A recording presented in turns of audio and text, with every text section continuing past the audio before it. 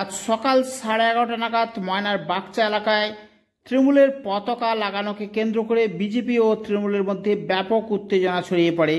তৃণমূলের পক্ষ থেকে বলা হয় পতাকা লাগাতে গিয়ে কয়েক জায়গায় তারা বাধার সম্মুখীন হন। অপরদিকে বিজেপির পক্ষ থেকে অভিযোগ করা হয়েছে তৃণমূলের পতাকা লাগানোর সময় বিজেপির কর্মীদের হাত পা ভেঙে দেওয়ার হুমকি দেওয়া হয়।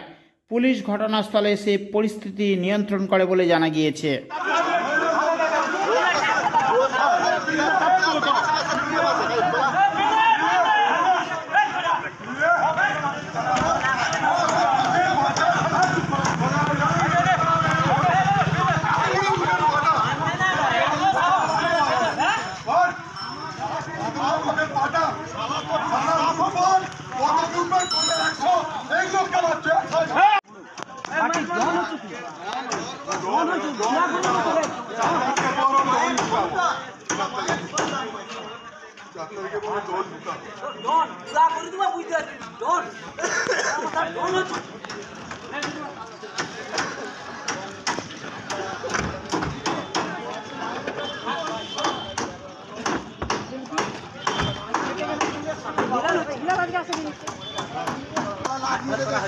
অনেক কিছু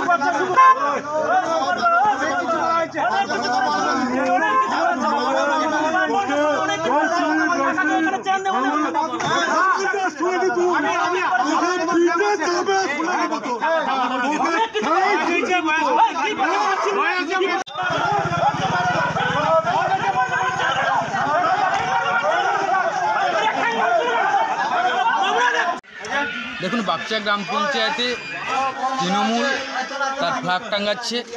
প্রত্যেকটা রাজনৈতিক দল তার ফ্ল্যাগ টাঙানোর নিয়ম তারা টাঙাচ্ছে, কিন্তু দেখে দেখে আমাদের বিজেপির যে কার্যকর্তা তাদেরকে যেভাবে হুমকি 4 তারিখের পরে ঠ্যাংহাত ভেঙে দেওয়ার যে এইগুলো হুমকি দিচ্ছে, তার পরিপ্রেক্ষিতে আমরা আসি। আমি প্রশাসনের সঙ্গে কথাও বলি, প্রশাসন নিশ্চয়ই তার সঠিকভাবে তদন্ত করবে।